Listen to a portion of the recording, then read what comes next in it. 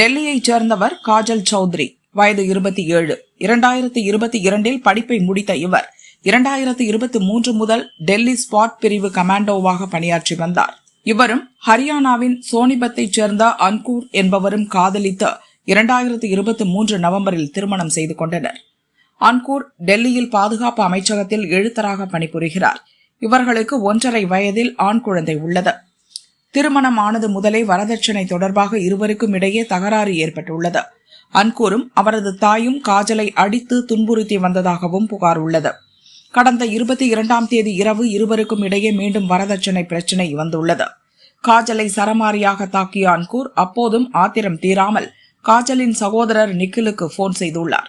உன் அக்காவை கொலை செய்ய போகிறேன், போனை துண்டிக்காமல் நடப்பதை ரெக்கார்ட் செய்து கொள் என கூறிவிட்டு உடற்பயிற்சி செய்யும் டம்பிளால் காஜல் தலையில் தாக்கியுள்ளார். மேலும் காஜல் தலையை பிடித்து சுவற்றில் மோதியுள்ளார். இதில் காஜல் படுகாயமடைந்தார். அக்கம் பக்கத்தினர் உதவியுடன் காஜல் காசியாபாத் மருத்துவமனையில் அனுமதிக்கப்பட்டார். 5 நாட்கள் உயிருக்கு போராடிய அவர் இறந்தார்.